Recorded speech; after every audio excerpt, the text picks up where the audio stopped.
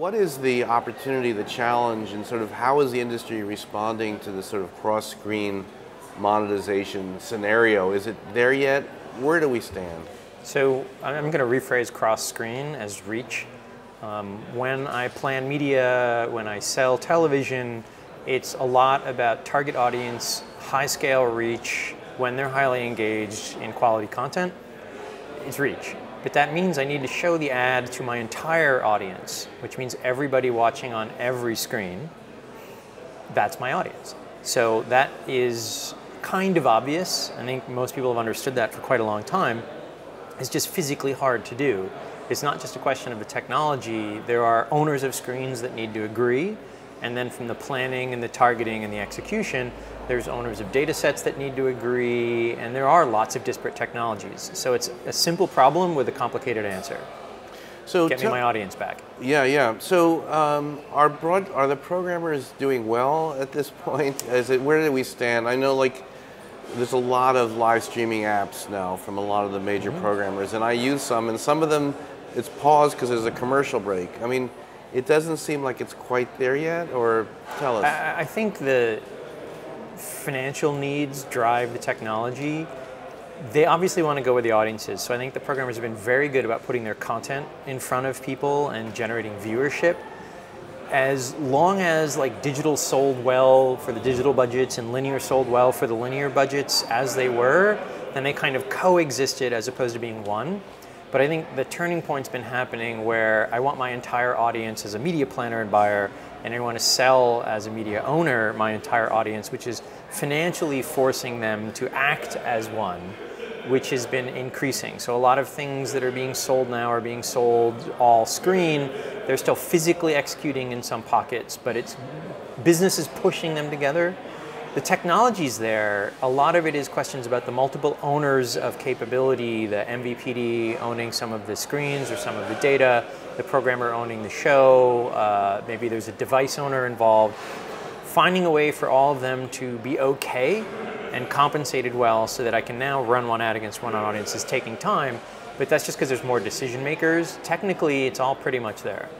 Cool. And this whole notion of linear TV everywhere, or sort of the linear transmission of programming channels, which you guys have been sort of on the bleeding edge powering in terms of dynamic ad insertion. Where does that sort of stand, the sort of linear digital distribution and the work that you're doing? So again, I'll rephrase that if you don't mind. If it's live and everyone's watching the same thing at the same time, that's quite well advanced, and it's dynamic, and for the ads you've sold yourself, that all is pretty well established. When you start synchronizing it with what you did in your traditional broadcast linear systems, so the same ad shows up in front of everybody regardless of how they're watching, then that's where we've been doing a lot of advanced work on what is basically traditional schedule building. It's just those schedules execute in live streaming environments. So we have a product that's hybrid linear digital ad scheduler, or HILDA, but it's a television ad scheduler where this is my day part, these are the shows that are going to go on, these are the ads I want to show up. It just executes digitally, and it's synced to what was scheduled to go online in traditional linear. It just does best of both worlds. If I have a data set that means this one spot should turn dynamic or be decided in the more traditional internet manner, then it can override. So it's just a mechanism for saying it's all my same audience, I want to sell the same way to my marketers. Just if I have new capabilities, I want those capabilities when they work to kick in. So it's the same point I made earlier. Same traditional need, I want to reach my audience everywhere, just leveraging new capabilities, which is sort of half make traditional television and its digital forms behave the same, and half, when I can do stuff that's digital unique and it's worth it, do so. And finally, John, what is your notion of addressability or targeting, and how does that fit in, and how do you work with I think it's a double, as far as an ad product, I think it's a double-edged sword in that I still want scale. So if I have a very small, finely targeted audience and I'm using a television experience to reach them, I'm not sure those line up perfectly, because I'm just, even with all screens, it's very hard to reach a very large number of adventure traveling macramé aficionados. It's just very hard to do that. So I think it should be done where your audience definitions make sense for the reach scale you're looking for. Enabling it means you now have a new entity.